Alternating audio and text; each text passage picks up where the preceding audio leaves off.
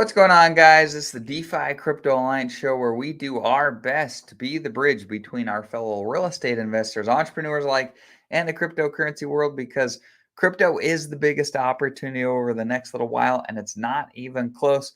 Welcome along. Today is your guys' show where we do Open Mic Friday. It'll be fun to have you guys on. But of course, before we jump into that, Corey, take it away.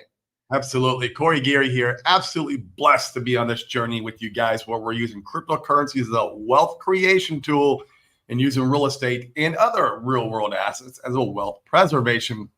And you guys, we are working on something super exciting where you can actually rotate your gains so you could take profits in crypto and go into real estate and vice versa, tax free.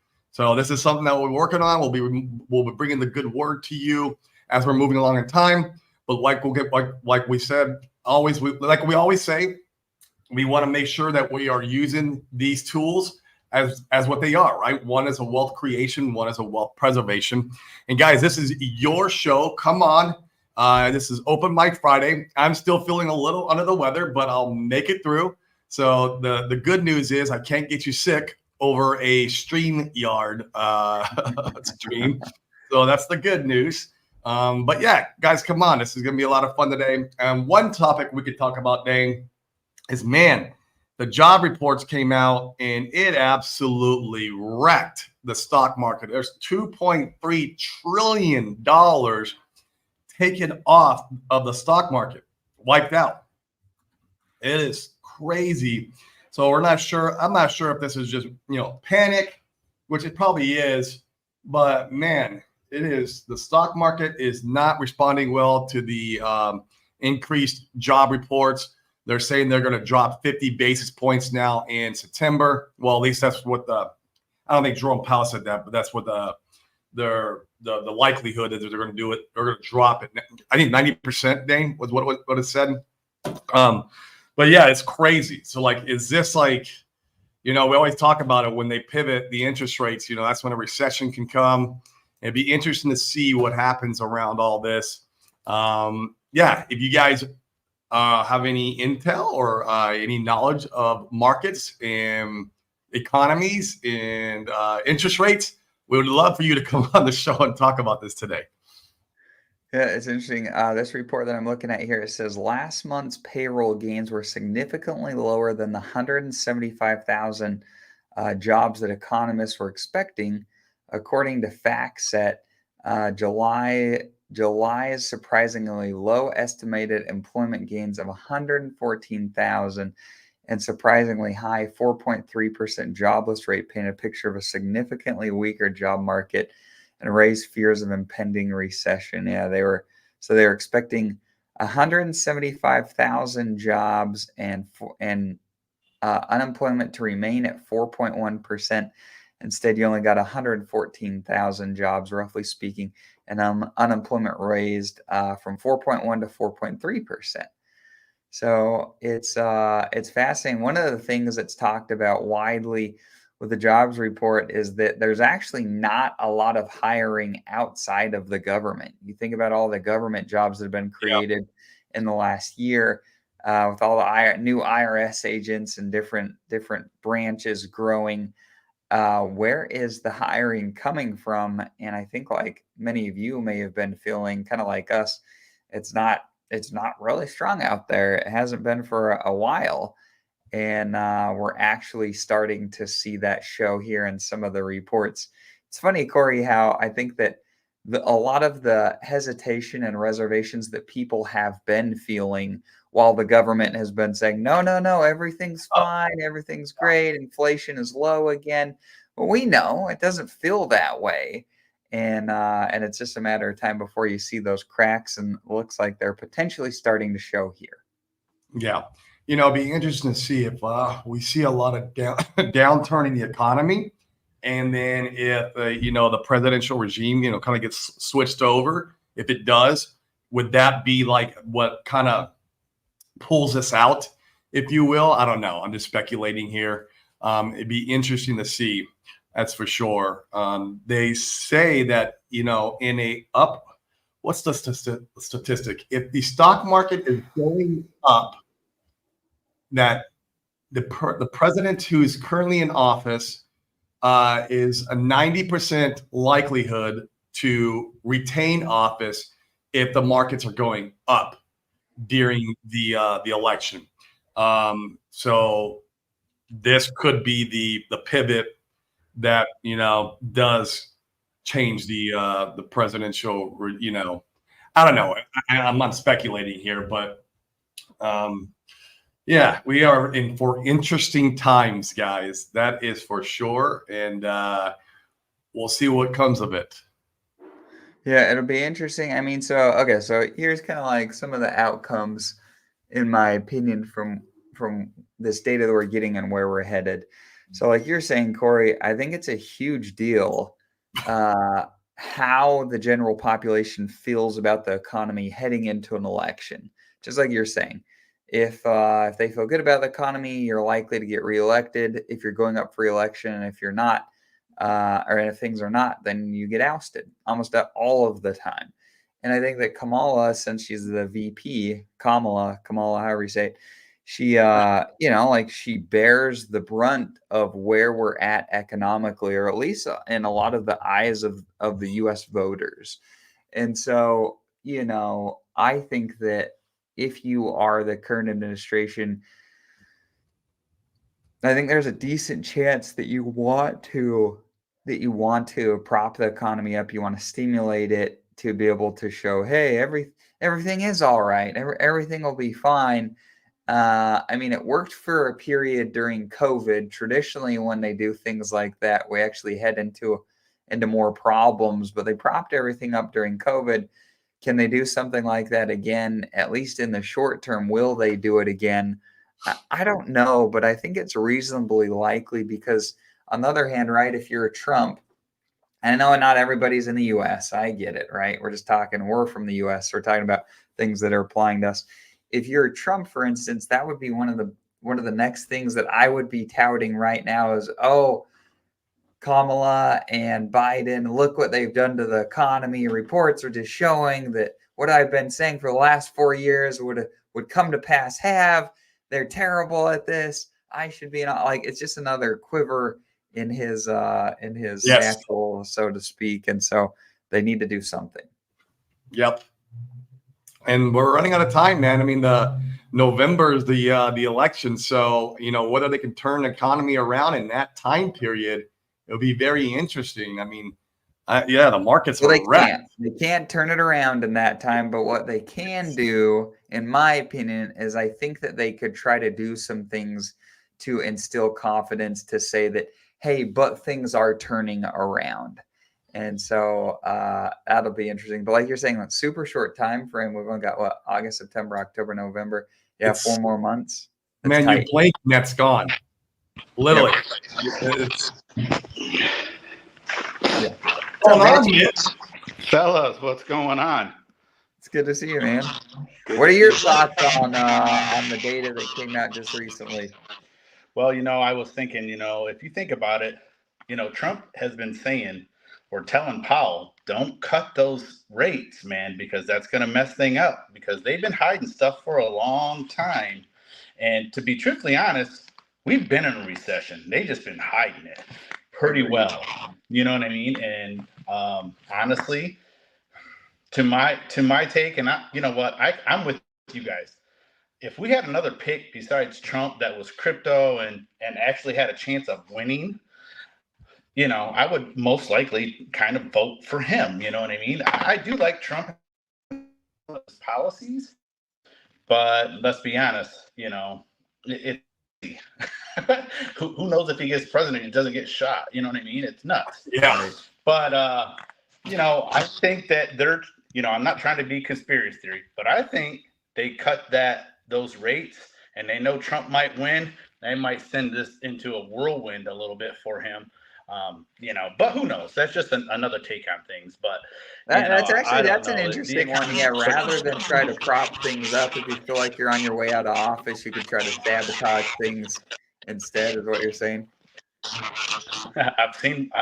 Well, tell me something else that hasn't been done already. Right. It's not the craziest thing in the world, as far as I'm concerned. But Yeah, man. I don't know, man, guys. It's, and then you got everybody online, all of a sudden, oh, dump everything you got, take everything out. It's just like, and you got other people who are like, well, it looks like a good buying opportunity. It's like, the crypto world is crazy when it comes to that, man. So many different flip flops. And, Man, sometimes as a new guy, you could get lost. Like some of these new people are coming in and they see that. I mean, let's just think if you got 100,000 in there and they're talking recession and, we're already down, what, 50, 60%? I don't know, man. So, Well, and the TradFi guys are interesting. I was looking at a thread where they were discussing it. And is my audio all right on my end, you guys? yeah. it is. I think it's on Mitch on how it's coming through his phone or something. I hear like a little static. Oh, yeah. Hold on a second. If we're talking, Mitch, will you just mute yourself and then just unmute when you're going to talk again? Yeah, there we go. Cool. So, I was watching, or I was reading through some TradFi guys, some threads about how they were responding. It was really interesting to see the normies. Yeah, like Mitch is saying, they're all, well, get everything out now while you can, and it's really fascinating how it's a self-fulfilling prophecy to be able to see markets react to things. I on the one hand, you see the TradFi guys doing that. On the other, I mean, we look at something like, we've been talking about it for a while now. You look at something like, the Richard Hart tickers, they look like, things can always go lower, but the charts are looking like they've bottomed or darn close to it. You know what I mean? And so if we go and we look at some of those types of charts, I'd say we're primed and ready to go. But then you see the S&P fall, you see something like Bitcoin fall as well. Make no mistake about it, we aren't doing anything if the rest of the economy is performing poorly. Let's turn around sideways.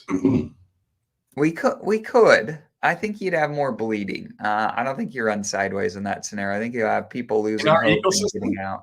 You think so? Oh yeah, we saw people losing hope and selling at losses for a really long time. I think they'd do it all over again. Absolutely. Yeah, that's true. People will sell at a deep loss. They get scared and they push the sell button. Yeah. Mitch, you're an entrepreneur. Have you and you've owned your business for quite a while. Have you seen a big slowdown in your business? Oh God. Really? I used to have last year, and from 2021, from the end of 2020 to about 6 months ago, I couldn't even keep my head on straight. I had 10 guys pumping every day, 5 to 6 days a week. Now I'm down to me and one guy. And that's where I'm at in Arizona, man. And I understand it's slow in the summertime, but not this slow. Like I'm out busting it again. Like I used to just run my crews. Now I am the crew. How since when? How long has that been going on for you guys? I would say it's I could start feeling the effects in November of last year because I could just kind of slowly read the writing on the wall, and then it's been really slow. So I was talking to Corey a while back about some things, and I told him, I'm like, you got to think we live in Arizona, and not being racist, but we have a lot of immigrants over here standing out front of Home Depot.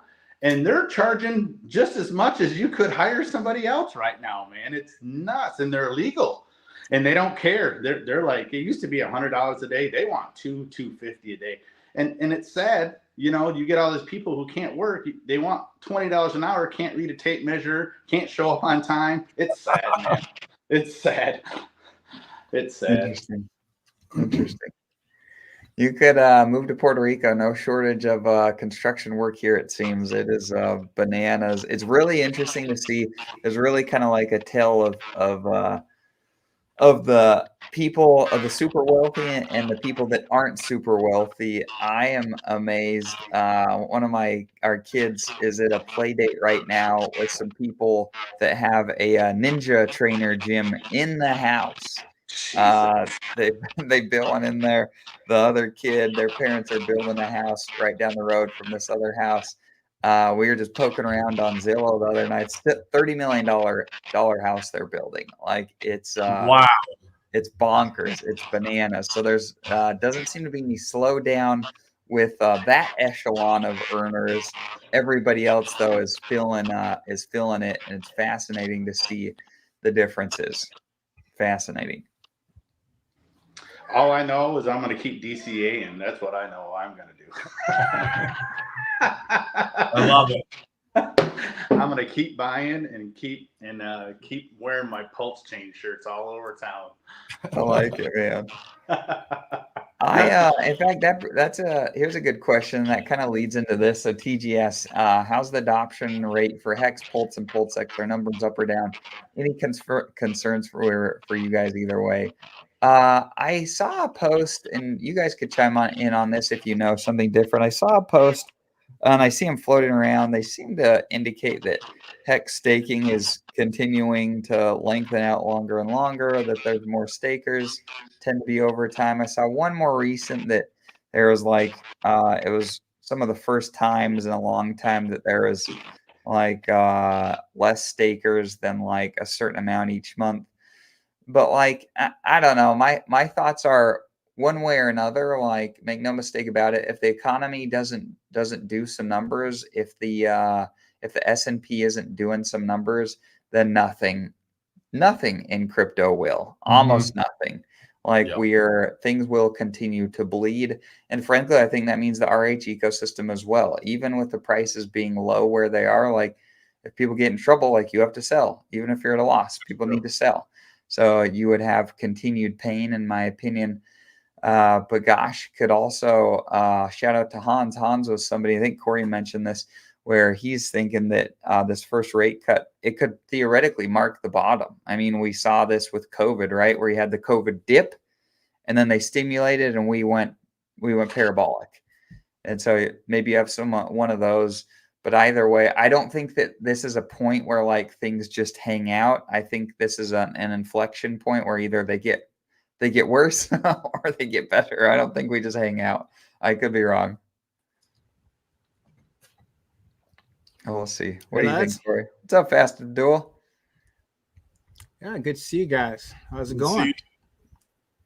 Good, blessed. How about you? Oh, pretty good. No, I'm just enjoying the weather here. It's good to have another Canadian summer. We got about 3 weeks left before it's winter. It feels like that. Well, basically, like, it'll snow at the end of October, like before Halloween, and the snow won't be gone until May. Wow. That's how it is. And like, I'm talking like into May, like not May 1st, like May 15th. There's still some snow, right? Where in most places that's summer again. Exactly. Yeah. So so we enjoy it while we can, man. Yeah. You could come to Puerto Rico, man. We're summer year round here. That is tempting, right? And you probably don't get that hot either. Are you from Canada? Am I from Canada? Yeah, I'm Canadian. Okay, cool. I didn't know that. Cool. Yep. One of the only Canadian camel traders that I know. All that camel talk that kind of deceives us from you being Canadian. Well, and the look too. Like, how would you know that I wasn't a Persian camel trader when you look at me? And I don't hear you use the word "a" too much. Not too much, but we do when we're with the other Canadians. We'll talk about talk about the Canuck stuff. But where do you really just on the market as a whole? Yeah, where do you think we're headed? Well, I saw the giant stock market crash, on Twitter this morning. Brutal. Which it's a big, like the dollar figure's big, but I just think it's kind of funny. Whereas, like, I pulled up the bubble chart and I was like, down 11%. That's your giant crash, right? Like giant crash in crypto is like 92%, right? Yeah. Like to me, this I feel like this too shall pass. It's definitely not the same. But oh well. Yeah, I'm still bullish on the market and definitively crypto overall. Yeah, agreed. Me too. What's up, Gingerbread Man? Appreciate you jumping in. What are your thoughts on the market? He's And always for some of you bullish. guys in the, I see some of you guys in the chat. Yeah, if you want a link to jump in the show, I just posted it again, so feel free to just copy and paste that into your browser, and it'll let you in. Hey guys, can you hear me okay? We can. Yep. Awesome. My headphones were all wonky last time, so I'm glad we're back up to speed. Well, you know me, Open Mic Friday, I've got a little story to tell real quick here. Once upon a time, there was a guy, young man, I should say, that was always crying wolf, and that something was happening and it never happened. And when it eventually did, nobody cared. And I feel like there are so many people calling, this is the bottom, this is the bottom, this is the bottom. We've heard it so many times, but it just feels like it's really actually kind of here. And that I don't think there's a ton more downward pressure from here. I think with the stock market doing what it's doing, I think there's a lot of sideways action, a little bit up, a little bit of down. But I just feel like where we are from here, there's not a ton more downward pressure that we're going to see. Certainly we can see some, but I don't really expect more than like maybe 20-30% down. I don't expect more than that. I just the timing of the market and where we are, I expect some upward movement potentially in August, maybe September, but certainly as September comes to an end and we run over into October. So I'm interested. I'm buying. How about that? I'm buying. Love it.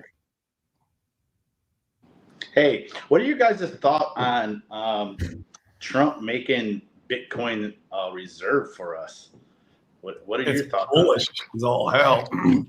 I mean, what he would do is he would start a nation state war, basically, of buying Bitcoin, in my opinion. If he started accumulating Bitcoin as a reserve, I mean, it would get bonkers. I think it could get really, really bonkers if that happened. And that would push all of crypto up. And I would say, what scenario, what better scenario do you have than creating that to be able to get a new currency to be able to pay off your devalued currency and debt? I actually think that's would be a stroke of genius. Yeah, he could knock out the debt.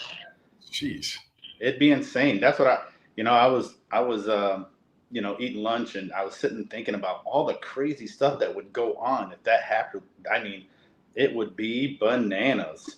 Bananas. But then again, he's saying all the right things right now, but who the hell knows? You know what I mean? Like anything. Yeah. So politicians, man. Yep. Well, and it's classic like political banter, right? They're going to say what they have to say to get the votes and to get the people on their side. But when the dust settles, it'll be interesting to see what actually ends up coming out on the back end. Kind of classic pre-presidential election banter. And of course, Kamala Harris, same thing, right? Trying to go get these Coinbase people on their side. And you just got to smile at that, man. You just got to smile. Like, really? You've done this for 4 years now. Really? Now you're going to go and try and take the knives out and heal the wounds? I don't think so. I don't buy it. Right. Yeah, I don't either. You heard us for 4 years. And you really hurt the crypto markets bad. I mean, you allowed SEC Gary Gensler to run a freaking muck all over us and absolutely obliterate, all these different ecosystems, man. It's just, I don't buy it for one minute. Yeah, she's a chameleon is what she is, because whatever she's at and wherever she's at, she's either black, hillbilly. She's for Bitcoin. She don't want to defund the police no more. She for white guys wanting a vasectomy. I don't know, whatever, man. All you got to do is mention it, and then she's there. So, I mean, it sounds like every politician, man. Like they're all playing the same game. She's no different, and neither is Trump, right? Like they're telling you what they want, what you want to hear, so that you'll vote for them. They're trying to rile you up, vaccinate you against the other guy, right? So that when they say something that you're like, oh no, that's a scam because this other person told me that they were going to do this. Like it's all sales, essentially. And they have big teams behind them who are writing their scripts, that are feeding them data. Like it's, do you even know who's speaking? Right? Like, whose mouth is moving, but who's speaking? Yeah, 100%. I mean, we all know that Biden runs his own Twitter account. Really well thought out. Information is posted there all the time. It's very clear. He runs it so well, Dane, that he tweets why he's in a debate with Trump. That's how well he runs it. Like, I didn't know. Remarkable. Yeah, exactly.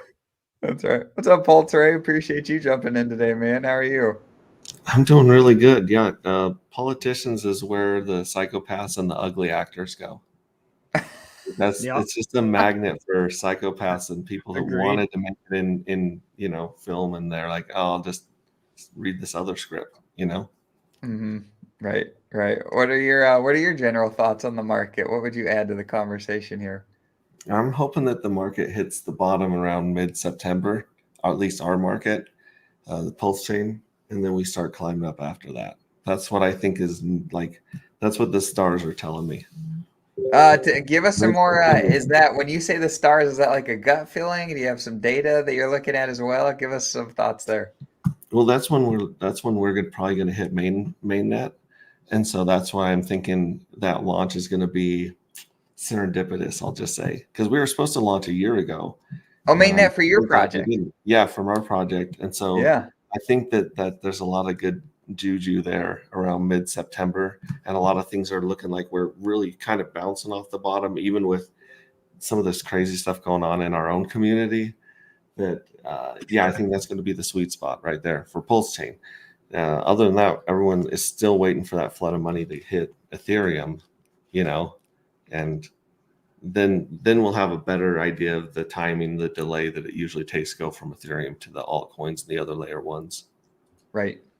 I like it. It's funny because Hans said November, December before the real altcoin season starts coming in, and that lines up. It would be really odd, man, if that was it. Because Hans also said Pulse Rate that September will mark the bottom when they drop the interest rates. Yeah, we can see that person eating in the doorway, Mitch. Mitch is, I don't know if that's yogurt or if that's cereal. Is it oatmeal or soup? Yogurt. Just seeing the spoon in the mouth, just in the corner. It's just pure protein powder. It's protein powder with nothing in it. Pure protein powder, baby. Dry protein powder. It's my workout, my pre-workout. That's right. That's right. Sorry, man. No, you're good. No, you're good.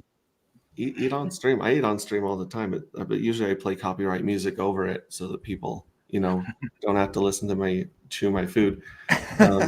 Which YouTube's it's a big fan of that.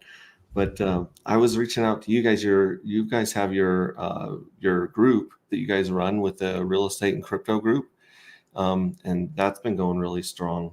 And I was going to reach out and offer your guys an airdrop to our token when we start doing our claim phase in about 22 days. You mean free money? Yeah, free money. Bribes is Fast Abdul. I don't think they're going to say no to free money. What do you think, Dane? Do you think I like that. Free money? I'll take that all day. Yeah, Mitch is in our group. Yep. Yeah, Mitch is in there. Gingerbread Man's in there. Well, there's so many crossovers. I think I'm airdropping in about 15 communities. So I expect people to spin up 15 different addresses because they're here in your group, they're in Randy Halarcy's group, they're in the Camel Clan. This is a tight knit community. There's a lot of crossbreeding going on in our communities and groups. So some people are going to end up with like 5 or 6 wallets full of dark matter token, and I think they'll be really happy about that. But if you guys are willing to get me a list of addresses from your group, then I'll add them to the airdrop for sure. We can do that. Yeah, tell us. Go ahead and the three of us, you, me, and Corey, have talked a little bit about your project in the past. Love some updates. Yeah, give us. I know that previously you toyed around with a few different concepts. Where have you guys landed at now? Yeah, well, right now we're getting the rest of our smart contracts audited, so the code's totally finished. We're in the mining phase right now. Good for you. We started a wish well, which was like basically a sacrifice without using the S word. And so people were throwing money into this wish well, and that was only supposed to last for 30 days. It ended up lasting 99 days because code is hard. And then we got the mining up and running for the next 22 days. Then we'll go into the claim phase, and we're going to launch nice and hard. So we're excited about this. Like, this is something I've been working on for 3 years, but the community's, I think, they're going to see a couple of things that they've never seen before in our project. I'll just say that. And they'll see a chart that is going to be a trader's, like, they're going to be chomping at the bit to trade this chart just because of some of the dump mechanics and the pump-a-metal mechanics. It'll draw a 105-day chart like you haven't seen before. So, like, imagine the Bitcoin having happened every 100 days instead of every 1,400 days. And then you could trade that. Yeah. So number go up every 105 days. Is that the concept? Yeah. Yeah. So every 30 days we have a lottery where people will have a chance to just murder the price and cash out. But then at the end of that cycle, that's when everyone mints for the next round of lotteries and giveaways. And so you have like this dump, and then a spike, dump, spike. So as soon as people recognize a pattern on a chart, they can't help themselves. They'll degen right into trading that and be like, I can buy these bottoms, I can sell these tops. And they can't, but they think they can. And so we welcome to come in and try to game the system and front run each other. But we also invite people to come play the lottery, come play the lottery and come get that thing. Are you guys, well, I'm sure. So walk us through. So some of the people here in the chat, they don't know anything about your project. So give us a high level overview from kind of like A to Z. Let's hear the pitch. Yeah, there's 3 parts to the project. There's the art and story for the NFTs. And then there's the token, which is the dark matter token. And then there's the fuel cell NFTs. So there's 3 parts to that right there. And basically the only way to get the NFT, this fuel cell, is to mint with our token. So once you mint to our token, your token actually goes and it funds a lottery, a treasury, and pays a 3% tax because, we got to keep the lights on. So it's split that way. And every single 105-day journey, that lottery is filled and exhausted. So it gets paid out completely. And the payouts every 30 days are exponential. So like every 30, the first drawing is like 10% of the lottery. Second drawing is 30%. The last one's 60%. So the payouts get exponentially bigger, which means the dumps are going to get exponentially bigger on the chart. And then at the end of every journey, you only have 15 days to mint the next fuel cell. So like I said, it's a limited minting, much like the What's a NFT. For those of you that are not familiar with the What's a NFT, it's a piñata that fills up with candy until you break it. Yeah. So our NFTs are going to work the same way with our treasury. Only the participation in the ecosystem is what funds the treasury. So the treasury starts out at 0 and then fills up and slowly pays out into those piñatas. And if you smash your piñata, the candy that was going to go into your piñata goes into the other people's piñatas. So it's like a big game of chicken. And then, like I said, that lottery goes on the outside of the piñata, not the inside. So you have access to the lottery winnings where you can scrape them and take them off and dump them on the market, or you can hold them, or you can mint the next, round of tickets and NFTs, or you can leave your lottery winnings duct taped to the outside of the piñata and go sell that NFT on the marketplace for a higher value because it has more cash value associated with it. Very cool. You've done a good job gamifying this. Thanks. We've tried to just keep all the air in the balloon and then make everyone squeeze their balloons until they pop. So in essence, we're trying to break crypto, I think, with all these tokenomics folded on each other. And it is complicated. I apologize for not staying at the 1,000-foot view, but yeah, those 3 components are the most important part. Is you got the art in the sci-fi novel that's on our Telegram, and we're going to have contests so people can submit art for the NFTs and then win prizes. So we're going to put the book out there, and then people are going to vote, and the top 33 pieces of art are going to go on to the NFTs because there's only 33 series of NFTs. And then they're going to get rewarded a lot of love, but they'll also be reported, get some bonus points and some goodies. for being chosen and using their art. So we're really trying to just bring as much of the community into this world as possible. The website's killer. I really like how the website came out. Really freaking cool looking. I like the animations. You like Saturn coming and getting all weird in your space? Yeah. He's like, hey, what's up, girl? As you like scroll up and down. Are you a sci-fi geek? I am now. I mean, I like sci-fi. I've always liked stuff like Gattaca and Firefly and things like that. Basically, any like underdog story where they're like, fight the system kind of thing. So there's always some really good underdog stories. So in our book, we added the same thing. You have an evil corporation that's taking all the dark matter, which is the most valuable thing in the universe because it's used for energy production. And they're hoarding it and they're stealing it and using the government as their puppet. And then you have this group called the Collective, which are the freedom fighters. And the Collective are trying to hack and steal and thwart the monopolies and bring this to the free market. So it's kind of like what we see in crypto right now, where code is speech and it should be free and unfettered. And you've got the powers that be trying to monopolize this new technology that's going to change the world. That's cool. So you got a storyline. You've got lots of tokenomics. Red Squirrel is here. Red Squirrel says, never heard of this one. Want a deep dive? Yeah. So if the guys want a deep dive, they could.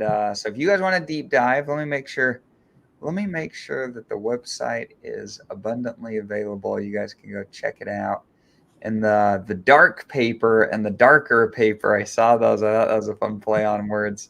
They're here. They're available on the website. It's agproject.io. And if you come over here, lots of cool things to look at. But under the About section, you have the dark paper and the darker paper. I haven't looked at these in depth. I'll have to go and look after the show. But this is a place where you can come and deep dive. Absolutely. And there is a darkest paper coming with the code and the graphs of future projections for the next 9.5 years. But very cool.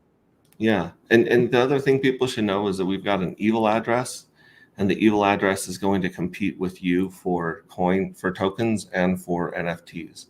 It has an unfair advantage. It starts out with 65% of the tokens. There's only 1 million tokens, by the way, but they start out with 65%, and they're going to be minting on a schedule that you can see on the darker paper.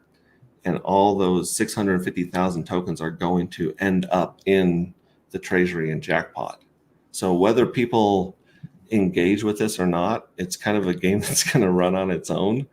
So you can join in and try to, beat the game, or just watch it play out. It's kind of interesting, the things that we've added, and a lot of this stuff is going to have public buttons on the website. So you don't have to trust us to run the lottery. You don't have to trust us to fight the evil address. You guys will be able to push buttons that literally fight the evil address or help the evil address if you're a psychopath.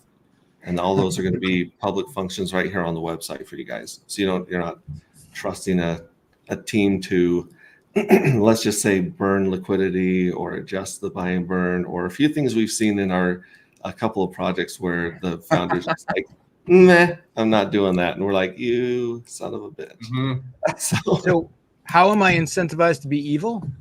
What's the benefit to being Massive Bilby right up that, man. You gotta bribe people. Can I liquidate people? Like what's my advantage? The advantage of helping the evil address is that it's going to bloat the treasury and the lottery.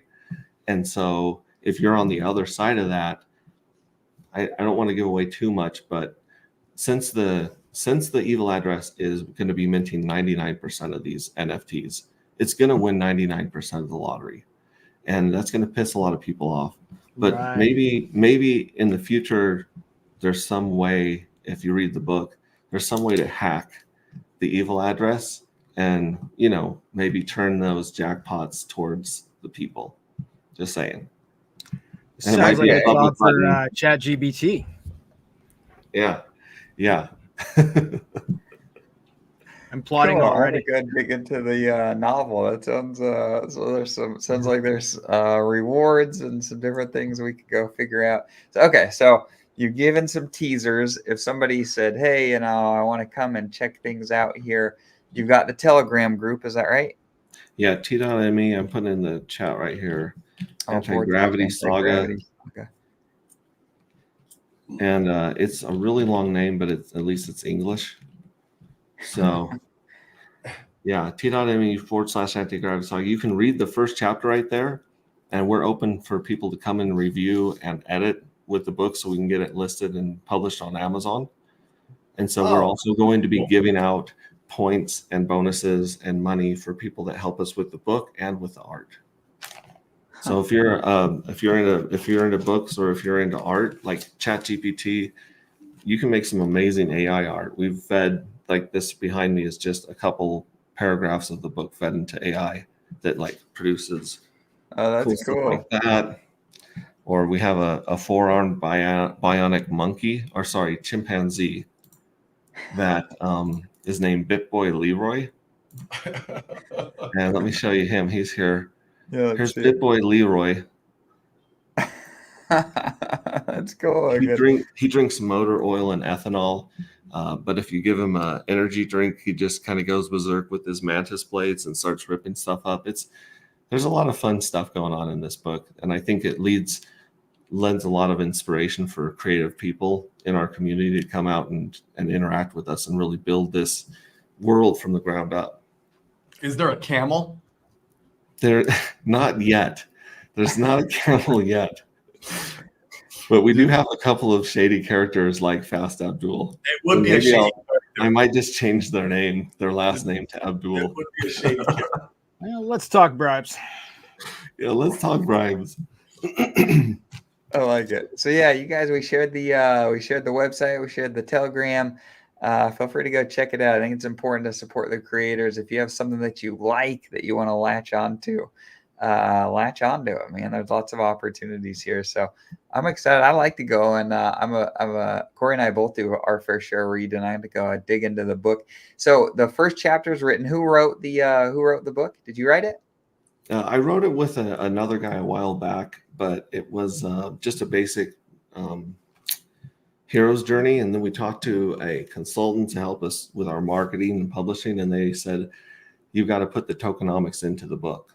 So the book actually has the tokenomics of the treasury, the lottery, and the fuel cells and the crystals, the dark matter crystals. It explains kind of the whole world in story. So we're rewriting it to include all of that stuff. And we brought on another guy named Cody that's part of the team. And he's a really, really good writer. So he just started killing people and making things explode and like putting little hints there and little hints there. So that's kind of like the rewrite right now is like what's going to be the Easter eggs for you guys to read and see what public buttons might appear on the website in the future. Do you think that is that going to be ready for the September launch? Do you think? It'll be, there'll be enough of it on Telegram and available for people. I've read like the first 5 or 6 chapters on live stream, if you can find those. But usually I write like Dust of Dark Matter or Rings of Dust reading in the title. Go back on there. But I'll be doing more reading as well live on my streams. Cool. How fun. It's incredible to me how much different personalities and things there are in the ecosystem. A lot of cool ideas out there. So we appreciate you sharing. That sounds really interesting. We appreciate free money. Yeah, get your addresses to Dane and Corey within the next let's say 10 days. 10 days. Let me post and then they'll send that over to me if that's okay with you guys. Sorry, you're saying that's for their private group, right? Like they could they distribute that to their private group. Yeah, if you're not in their private group, get in their private group and send them an address. Come and get in. That's right. Come and get in. How many people are in your private group right now? You don't have to tell me on screen, but we've got 223 as things currently stand. All right, cool. I'll say, hey guys. Free money. Just say free money at address here. This is cool. Seriously, thanks for thinking of us. We appreciate that. Yeah. Well, you guys were so cool when you came on the scene at the very beginning, and getting to hang out. I got to hang out with you at the Highest of Stakes premiere. It's in Salt Lake. It's awesome. And then my wife is still absolutely in love with Corey and his family from hanging out with them in Vegas. So she was actually like, did you invite those guys in this group? And I'm like, oh yeah, let me reach out to them and make sure they're on the list of airdrops.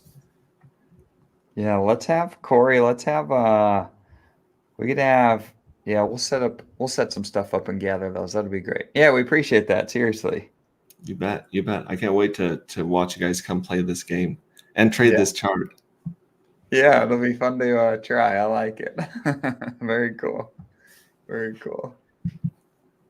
How's things looking fast of door, talking projects on TwoFucks? You guys have any updates or things up and coming that you're excited about? Oh, I'm done with that one. That's old news.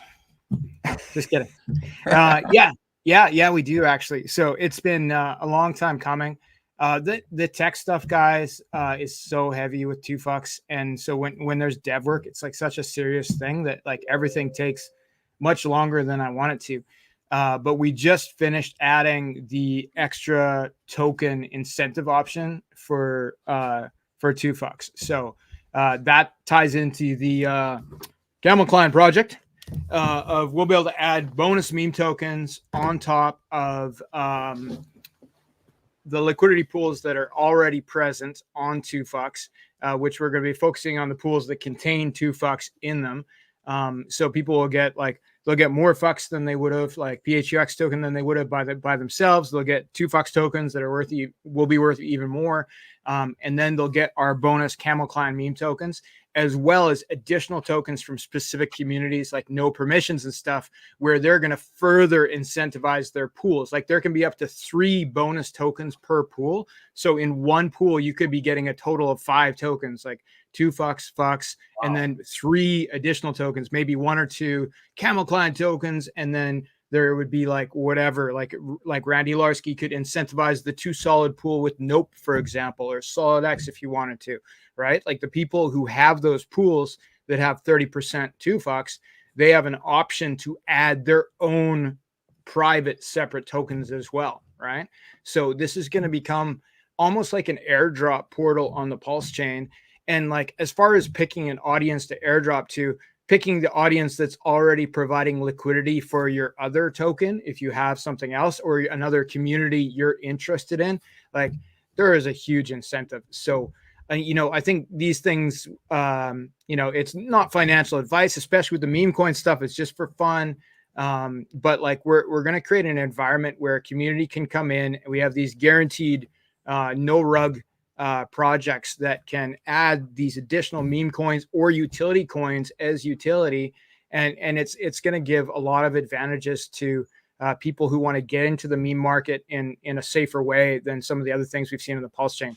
And it won't be like, it's going to be fun. We're going to be loud, but we're not going to be toxic, right? Like, so this is like the Camel Client for Chads. We're taking over. There's going to be NFTs. I'm talking to Nick at Pulse Market.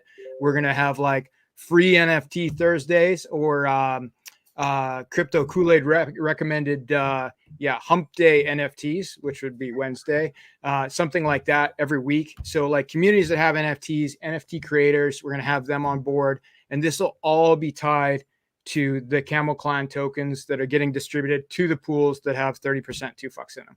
So, and there's more and more coming. You guys are going to act like adults and not like 5-year-old children screaming and kicking on Twitter? Well, we're gonna have fun. We're gonna wear nifty hats, but like, yeah, we're gonna work together with the other adults. Basically, like TwoFucks is like a fun name, like 2PHUX is built on top of the PHUX exchange. But like, this is the fork of Convex built on top of the fork of Balancer. Like, this is as serious as it gets. So when we reach out to other protocols and we're trying to network with them and work with them and get them, and we're going to see more and more other protocols and teams make pools with 30% TwoFucks to access the Camel Client tokens for their community. So they're doing it for their community. and to if they have utility where they have additional tokens they want to distribute. So you're going to see a slew of new pools that have this in it that are going to, from probably many communities that will be participating. So like it's going to be a big lever on Pulse Chain. And like, yeah, anybody who has a project who wants to participate, like we want to work with you, right? And we want to push everything to the front that is not a scam, that is positive for the Pulse Chain. Like it's all about cooperation at this point. The fighting time is over. If you want to fight on Twitter, sure, I'll fight on Twitter because there's some value in that. But like, this is not why we're here, right? We're here to bring in the quality projects, tie them all together via liquidity, via bonus tokens, via all these things. And yeah, 2Fucks is going to be a huge part of that. And the Camel Clan, it's a fun thing, but it's going to be a big thing. I myself, if I was unhappy where I was investing, I would go and invest somewhere else. I wouldn't keep investing and crying like a little baby. That's me though, personally. But I like where I'm investing. I love another chain. Go to another chain. If you want to invest all your money, there's a lot of them. Base, like, go for there's it. A lot of them. Yeah. Yep. But I love Pulse Chain. So. Yeah, and there's no community like Pulse Chain, right? There's no community with this many founders that are also influencers, where people like get on the screen like we do. Like we got it down. We do. And this is back to the question earlier. Like this is one of the reasons, or it is the main reason I would argue that me and Corey are here, right? Is that the community is everything. Talking about adoption rates for Hex and Pulse and PulseX. Look. We need the freaking market to do something in order for prices to really go do what we're all hoping for. Until that happens, you know, it is what it is. But otherwise, you're looking for opportunities in the market where the market isn't valuing the things properly yet. And I'm telling you guys, I think Richard Hart tickers and things built on the Pulse Chain ecosystem are those things. You look at the community, look at what these guys are building or other people are doing, and I think it's really unique. So we're here for it. Speaking of crying on Twitter and clans and cabals, there's the leader of the cabal right there, Money Gang Crypto. What's up, bro? How do I join the cabal? It's all right. Membership cards coming your way. Just by being anywhere near Puerto Rico, you're part of the cabal. Yeah, that's right. No, it's an interesting one. Like. You know, when I first got into this, I didn't really, I wanted to stay very neutral. And then obviously people, you know, if you get put into a certain position or if you get attacked, then you respond, right? And so I think there's been an interesting dynamic and shift whereby, you know, there's been a unity of individuals that probably just got attacked on Twitter, on YouTube, and all of that kind of stuff. And yeah, now we're doing our thing. I mean, and I try to shake hands with everyone. I really do, but you're like the nicest guy, dude. I try. I try to. But yeah. You know, and Abdul will speak to this, and I'm sure you guys will speak to this as well. It's like, yeah, it can be a pain in the ass. But then this is kind of the growing pains of an ecosystem. You know, Bitcoin had the same thing, man. Like, Bitcoin back in the day had such a separation, and some of the ETH guys as well. So yeah, it's pretty normal. But yeah, it's been interesting. I'm seeing this stock market crash, and 2.3 trillion. That's mad, crazy, man. And I'm watching Intel stock getting absolutely pummeled, 27% down for the day. Like that's insane. Amazon down 10%. For us crypto guys, we're like, it's a bad day. But for stocks, that's like the world's falling apart.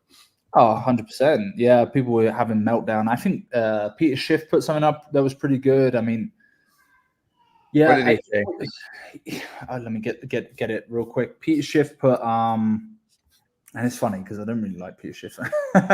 Not only will the Fed likely cut rates in September, but it may cut mid-meeting to rescue collapsing stock and labor markets. Rate cuts will fail to revive the economy or employment, but they will heat up already hot inflation. This isn't your father's stagflation. It's much worse. But, you know, inflation is always good for crypto on a longer term basis, you know, but it's going to be rough. it's so close to the election as well, man. I kind of wanted them to cut rates, maybe the last meeting, or not the one that we just had, the one before, but you know, it's really going to be volatile up until after the election, I think. Yeah. It'd be interesting to get you guys' thoughts on that. So what Yeah, historically happens when the Feds cut rates, right? Like they cut the rates, then there's a crash, but isn't there usually a pump after the crash? Yeah, about 2 to 3 months after, typically, because you go from certainty to uncertainty, and so it's like any big event. I think also there's a lot of that when you're building up, even for the FOMC meetings. You'll see the market in the day itself or the days leading up. You'll see crazy amounts of volatility. As the meeting happens, you'll see a bit of a crash, and then it will kind of rejig. So it's just on a bigger basis, but you've gone from certainty to uncertainty. So held rates for so long, and you've got to remember it's been ages. Actually, in the UK, the Bank of England cut rates recently. So that happened. My dad called me up about it, and I was like, usually we follow you guys and follow what the Fed's doing, but they've cut rates. So I think maybe 2 months, maybe a bit of a crash, or maybe a bit of a drop off in terms of prices and stuff, and then I think I don't know. Crash comes, and then by the presidential regime getting switched over, we see the shift in the market then. So that's what I'm anticipating. Yeah. Are you guys ready for it? Or I mean, we're in crypto, man. We're always ready for this shit. Like 90% down to 50%. What are you gonna do? So like maybe I don't DCA this month. Like that's the only like as far as decisions, it's like, okay, what do I do? I'm not gonna sell my bags because I don't know if the crash is coming. But like, okay, so just don't DCA. Yeah. If you're a little bit on the fearful side, you could, So. But Yeah, Money Gang, like, these things better than me. But like, as far as talking about certainty, like, don't we historically have some certainty that after the crash is a pump? After they cut rates for the first time, the market crashes, and then a certain number of days later it pumps. Like, there isn't that some certainty? There has been long there? recessions, like 2 years before from this. Okay. There has been. Not to say it's going to There will be a long recession though. Like, I feel like if we've been in some form of recession, Right. Technically speaking, as you remember when the Biden administration said, "Oh, it's not," even though from like textbook economics, what was it, like two consecutive months or 3 consecutive months of net negative GDP is technically a recession. So, and it happened, and they were like, "Well, no, it's not really recession because the unemployment rate is quite low." I was like, right. what are we doing here? It's like basket of goods again. Like, this is all a fugazi. We're just gonna make this shit up, as we go along. It's certainly like I know retail have no money. Like every single individual that I can speak to, who's outside of crypto, who doesn't run their own business, has zero money. But there's some massive big dynamics as well. It's like, I don't want to be just completely hopeful on Trump, but I would really like Trump to be in power going forward, because although, Harris could do this, stupid thing where she starts sending out stimmy checks and stuff, like, because she's the new president and she's like, I love the black community. I'm black now. I'm not Indian. Maybe she does something like that. But either way, I think that they're going to, with the pivot of the Fed and reduced interest rates, there's probably going to be stimmy checks and stuff again. Yeah, the money printer already turned back on. Yeah, that's the one thing we can count on. They're good at that. Yeah, and how does it then? Because we were in. How does it then affect, like, with the ETFs as well? Like, how does the money trickle down, and where does the money go? Because if you look at BTC ETF, it's been one of, if not one of the best performing ETFs of all time. I think BlackRock said that. I think Larry Fink said that. So it's like, is there more certainty now in these products and in crypto going forward? I'm trying not to be biased here, but it has been a really good performing ETF. I'm also really excited what I'm seeing with the ETH ETF as well, because I'm watching the data on that, and it's going less and less.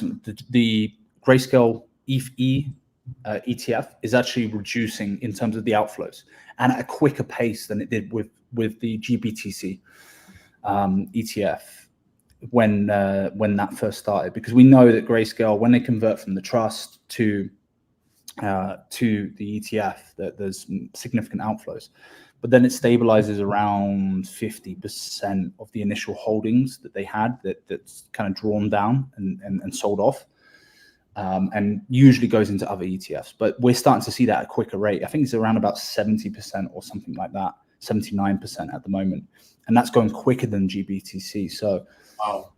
I know it's like net negative, and it's like, oh man, this has been a bit of a nothing burger if you listen to some influencers, like, oh, the ETH ETF, but it's getting eaten up. Like, we had a net positive day yesterday. Yeah, I saw that, like 32 million or something. And it was 70 million of outflows from ETH. Now, the first day was 460 million. So to me, and the day before was 120 million. The day before that was like around that mark again. So it's going down and down and down, and that to me is positive. It is very positive. I'm looking at some of these charts, and it looks like, I mean, the last couple of rate cuts have led to, at least in the S&P, it looks like roughly a good couple of years of a downside. Right. Yeah. So, that's what the charts are saying. I do think it's pretty interesting. They've been gaslighting us all and saying, kind of like you said, Money Gang Crypto. They're like, well, it's not actually a recession. They've been gaslighting everybody for a while. And so is that kind of built in, where we've already gone through a year of downside, if you will, in that respect? The charts haven't shown it on the S&P. And so if that were to be the case here, I mean, you would have if the recession was really short on the charts and you had a relatively quick spring, call it 6 months to a year or something like that, that doesn't appear from my quick research like that's occurred before. And I want to be slow to bet against history, but it could happen. You know what I mean? And I'll be totally honest with you. I'm any new cash, I'm sitting on it. I'm not deploying it. I'm sitting on it, and I feel really comfortable about doing that. I want to wait and see. We've seen time and time again through the crypto markets that there's been plenty of different events, and not many of them have been real positive for 3 years. And so, with that being the case, until we have like some more confirmations, I'm pretty comfy, like sitting and being patient. I don't need to catch the perfect bottom, but I don't want to try to catch falling knives either. Mm-hmm. Well, what it kind of feels like to me is sports. And now, once again, I love sports, right? It's almost like the March Madness field, right? There's a pool of 68 teams that get in, and you're all waiting with excitement to see if you're getting in. And once you're in, then you're confirmed, and then you can go and place your bets accordingly, and you can make your picks, quote unquote. And then, of course, there's the Cinderella team that gets no love in the beginning, and then they win a couple rounds, and then they get all the hype from all the ESPN people, and they're so excited, and they get all this coverage. And I just feel like that's Pulse Chain right now. It's like we've made it into the field, but we haven't played any games yet. And then we're going to go and beat a couple of these big hitters. And then what do you know? There's going to be all this hype, and everybody's going to be covering it, and everybody's going to want to come in and support. And hopefully we can take it to the finale and make some big improvements and gains. So anyway, it seems to be that way, and similar with kind of just how the market's going. Just waiting to see what happens. Agreed. I liked Beerus was on a space, and he said, apart from Base and Solana, what's been performing? And maybe Bitcoin. And I'm like, yeah, actually, I looked at Say and Sui the other day. I looked at like new L1s. I was like, yeah, actually, they haven't really performed. Like the only ones where I see a lot of people going over and kind of degenning is just those two chains, those three chains really. Even I was talking to some, because we've had a load of guys come in from BSC. So BNB token did okay, but they were saying that nothing's really heating up there, but it will when Ethereum pumps. When Ethereum starts making moves, usually that's how it has been in the past for their chain, for BSC. And I was like, oh, okay, this is interesting. So yeah, I mean, again, I like everything. The NFT, if I start seeing NFTs going back on sky high, like that's like a pure sign. Whereby I'm like, okay, retail's coming in now, or something like that. The only assets that I've seen that have done well is meme coins, RWA, and liquid staking derivative L2s. Those have been like the big ones. AI had a small run a few months ago, did all-time highs, but hasn't really done that much. That was another narrative that should be popping off, should be going to the moon and whatever. And again, I look at the cycle length and I think, could it just play out like it always does, which will be next year, sometime in maybe Q3, right? Around that time. But I don't know. It's all speculation. Right. The longer the time goes on, I tend to think that that's kind of where we'll end up. And that'll be interesting. There's a lot of factors that play into, but we talked about like the liquidity cycles. One of the other shows, and you look at how those inflection points happen. I mean, everything points to next year. So it'll be interesting. I'm curious to see. This is a good question. What do you guys, what do you think of the INK token? I mean, out of all the RH tickers, that's my most bullish that I'm on. INK and PulseX, I think those are going to be the ones who do the best. Could be wrong. I own all of them. It seems to be the only incentive token that isn't down forever. Correct. So I mean, the BBC token did some numbers there from the bottom. It did good there for a period of time. So you've got some life, but yeah, it seems like the most bullish one. Yeah, it has like the utility of a billionaire guy that buys it sometimes, right? That's yeah. That's not a negative thing. Right. Oh yeah. I'm trying to push it, man. I got my PFP as like a green ink. I got like my little green cabal and stuff. Yeah, you do. No, but because I'm just thinking. Well, I guess trying to think outside the box and keep things fresh, and it's really difficult not to be negative, right? But I know that people love it. I know that so many of the younger guys are like, well, no one sacrificed for it. So, there are players that have massive big quantities of it and have like dominance over the forms. Yeah, Firewell is a pure example. But I could call Tiago up and be like, yeah, bro, like, chill out. The price. No. But he wants that to succeed as well. Like a lot of people don't realize about the Firewell. He's building out some stuff for SolidX, a game that actually buys up SolidX. So it works on every single EVM chain. It's like what do they call it? Like it's a game where you can basically earn X's. So you have the risk. It's a casino-based game, and it's like a rocket ship, and you have to press before it collapses or something. I don't know. That's a poor way of saying it. But the point I'm trying to make here is 60 or 70% of it goes up to buy and burn SolidX, and then I believe 30% of it goes up to buy ink and send it to a burn address, which I'm like, oh, okay, he's so he wants that to perform well. Obviously, he's biggest yield farmer, I think. And people just like the narrative. Like people like the fact that there's the idea that no one sacrificed for it, and it has to be earned, and you have to yield farm for it. And it's only millions in terms of inflation every year, 32 million per year. And there is a billionaire, like Fast Abdul said, that buys it up, and who knows how much that billionaire has of it and how much he dominates those yield farms. So yeah, people like it. The younger guys do anyway. Yeah. One thing I would say is I would just like exercise caution. I think some of these people are talking enormous numbers on ink. I mean, you guys could go pull the fib levels, same as we could. I mean, the fib levels, at least from this last retracement, are saying, pretty well all the RH tickers, the 1618 level, are like a 5x from here. And that's across the board. So, do we get a 5x on the next leg up? I mean, the data seems to think that that's a pretty solid target to look at. I think where a lot of people are saying ink could do huge numbers because it got crushed so hard in relationship to where it went initially. That's where you got to make a decision and say, do you think that we'll go put in new all-time highs? Some of these guys are saying like $1,000 ink.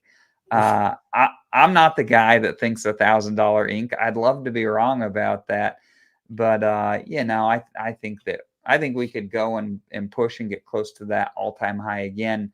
I don't know if we break it, but gosh, the beauty is if you're getting cheap prices, like you don't need the all-time high, right? You don't need an $80 from here that give you like a 30, 35x.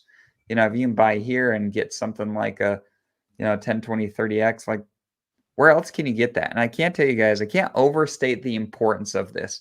Crypto people mess this up all of the time, and they're waiting around for 100x to change their life forever. Look, like we're all here for that. We all hope that occurs. But where else can you freaking go and double your money or triple or quadruple it by putting some money somewhere and sitting on your hands in a relatively short period of time? You can't do that anywhere else. And so even being able to just grow some money in smaller increments, not necessarily 100 or 1,000x, like those are big W's in my opinion. Yeah, a lot of people just need a 10x, or there could be astronomical numbers. There's a lot of we've talked so many times about how much ETH is in that bag. There could be. It's really dependent on how high could ETH go and how much gets deployed and what happens with the case and does it become easier to bridge across to Pulse Chain. And I got so many factors. Oh, those factors are real key and real important. It's like, this team could win the Super Bowl, even though they haven't won it for like the last 5-10 years. But again, the things that we can control is like, okay, what can we do to bring adoption? And also, are we making it easier for people to get on board and use the chain? And are we selling it in the right way as well? So like for me, farming is the sales pitch, as per se. Like I get 40-50% yield and I'm real happy with it. If I go on Fast Abdul's platform, I'll probably get way more than that, and depending on yeah, no, there's some good farming options, but like I keep hearing the same thing. Everybody's like, oh, like this time is going to be different. This time I'm going to get out at the top, right? And farming can be a bit of a trap for that, because right now farming, in my opinion, not financial advice, is probably a win with the right blue chip protocols. But when you get past the top of the bull market, maybe that's not the case. Maybe it holds you in longer than it should, unless you're switching to farming the right things, which could at a certain point are stable coins, but nobody knows what that date is, right? It's kind of like the rapture. No one knows the date or time. We just it'll come when it comes. There's going to be a lot of people who get out too early, way too early, probably, right? Because everybody has this idea like, oh, this time I'm getting out at the top. So I think moderation has got to be the key for everybody in both your farming positions as well as your holding positions. Like, DCA in, DCA out. DCA into farms, DCA into different farms that are have a higher stable percentage, but don't do it all at once. Like anytime you're completely liquidating your bag into stables or completely dumping all your stables into, a more volatile currency, like probably it's a mistake. What do you guys think? I agree completely. Yeah. It's interesting because there's a lot of people, kind of like Money Gang said, there's a lot of people, and you guys have heard them. We've talked about it here on the show. It's like, if I just get a 10x, I'm out, right? And there's so many examples of that being selling way too early. But and also it's even like numbers too. Like when I make $10 million, I'm out. Like it's like exactly $10 million, exactly 10x. Like set like 9.57x, right? If that's your plan, at the very least. But like really, like, oh, I'm out 5% at a 3x. That's the better plan. And then I'm out another 2% at a 6x, right? Like modify your plan to have like a more division, like a DCA out plan, or like dollar cost average in, dollar cost average out is going to be so much safer, and you won't get left behind because there's going to be people who get out in November because they think that's the high, and then they'll be wrong, and then the high will be like 6 times, 8 times, 12 times higher than what they thought, right? Like, but like who knows? Nobody really knows. And like I know we have chart wizards and stuff like that, but like, those guys are like the weathermen. They're not right all the time, right? Sometimes they are, but broken clocks right twice a day, right? No, you could just go stake it all for 15 years too. That's an option, You could. I would recommend different options. You could buy Maximus DAO tokens that represent a 15-year stake but are liquid. There's lots of options where you can stay liquid, and farming is one of the greatest options to stay technically liquid, even though you've staked an LP token. But typically those LP tokens aren't locked. You can pull them out at any time and get the tokens that you put in and get probably better yield than staking for 15 years. Yeah, after what's been going on with the Dream account, it's it's not looking good, bruv. No. This is a good question. Sorry. Go ahead, Corey. No, you're good. You're good. I'm coughing over here. Okay, no problem. This is a good question. It says, Abdul, can you explain your strategy of stables during the bear market? Yeah, I'd love to hear this. Okay. So basically, as we move through the bull and into the bear market, if a person's DCing out into stablecoin positions, rather than bring that all to fiat currency, like, to your regular bank account, if you keep it in crypto stables, there's farming options that are just stables, right? Generally, I wouldn't recommend that right now because there's there's a lot of up, I think, in the market yet, not financial advice, but at a certain point, it's probably going to be good to be mostly in stables. And then you can be in liquidity pairs, which on the Fux exchange, which is a fork of Balancers, up to 8 tokens that could be all stables. So you have a dollar paired against a dollar, paired against a dollar, and then you're farming that liquidity by depositing the LP token in the 2Fux front end. And with a shift of the voting power from the current pools, like the solid index pool that has like almost 20% of the votes right now, if some of those votes were going more towards stable pools, we'd have probably stable farms that could be anywhere from 10 to 30% APR. And there'll be more than one, right? There'll probably be like 8 to 10 pools that are just stable coins in different pairings and different percentages, like the USD from Ethereum, DAI from Ethereum paired against like the liquid loans USDL, HexDC, PXDC, the native pulse chain tokens that are liquidity forks. Coast is another great one. Like they have an off ramp built into their stable coin, right? Which is actually where the arbitrage is. Like there's lots of options where it's just stables paired against stables. So your impermanent loss risk is minimal, right? You still have risk of one of those stables failing, which is why the multiple pools that have different combinations is good. So instead of having your eggs all in one basket, have them in 5 baskets, and there will for sure be at least 5 choices. And also you'll be able to move them around to the pool that has the highest APR that week, that month, right? So there could be some management involved in that. Like you won't just go on vacation for 2 years during the bear market, but like you'll be able to claim daily yield. And if you're talking about like a decent amount, like you get the $10 million you plan to exit on, and you turn that all into stables, and you're making 30% on $10 million for 2 years. Well, like, yeah, that's a good plan. You're probably not the only person that has that plan though. So, things do change, but yeah, that's the play. And I think 2Fux is going to be a big part of that. That's why it's bear market proof, because it'll be where the stables live, like millions and millions of dollars. I like it. Cool. We've gone, gosh, about an hour and 20 minutes. Corey, anything you want to hit on before we kind of start wrapping things up? No, that's it. Just smash the like, hit the subscribe on your way out. Help us bring the good word, boost our algorithm up. If you guys are watching on Twitter, come over to YouTube and smash the likes and hit the subscribe.